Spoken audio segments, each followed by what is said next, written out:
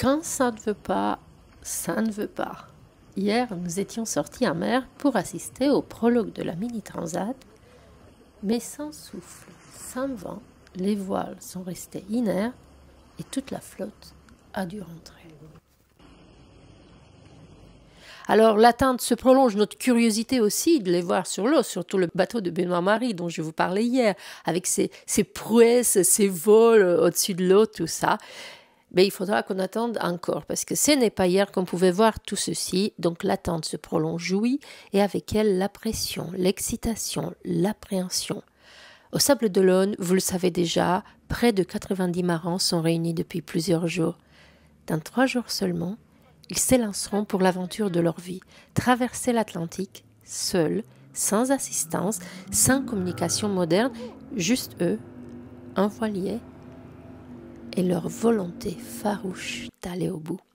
Dimanche à 15h30 sera donné le départ de la première étape, 1350 milles nautiques, c'est-à-dire 2105 km de mer jusqu'à Santa Cruz de la Palma, aux Canaries, une route exigeante où chaque choix comptera parmi eux.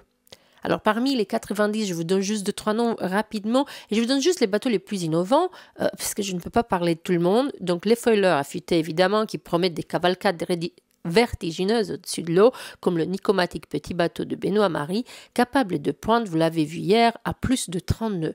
Ou encore le NST Racing d'Arwen Lowek, premier prototype construit en résine thermoplastique, symbole d'une nouvelle génération de skippers inventifs et engagés à seulement 22 ans. Elle incarne, tout le monde le dit, je les cite, l'audace et l'avenir. Et puis il y a ceux qui innovent autrement, comme Adrien Marchand disait son Minilab, laboratoire flottant bardé de capteurs, pensé pour rapprocher la course de la recherche.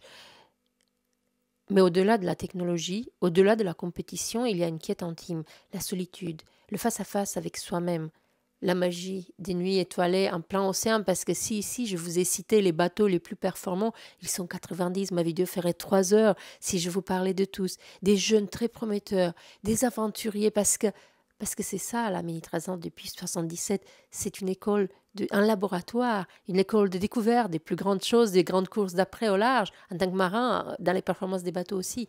Mais c'est aussi une aventure qu'on commence jeune, où on se forge un caractère, où on apprend des choses. Et donc parmi ces 90 bateaux, il y a les innovants et puis il y a les autres. Il y a aussi beaucoup de bateaux, encore, bateaux normaux. Voilà. Au Sable d'Olonne, l'Esprit Mini flotte dans l'air. Nous, hier, on a eu un petit aperçu comme ça, vous l'avez aussi.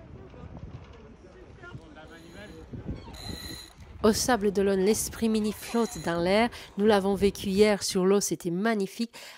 Vous l'avez aussi sur les pontons tous les jours jusqu'au départ.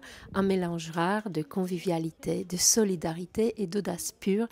Une course qui, depuis plus de 40 ans maintenant, résiste à la modernité pour garder intacte une authenticité précieuse. J'y montre avant le départ, hâte de les voir sur l'eau et j'espère que vous aussi.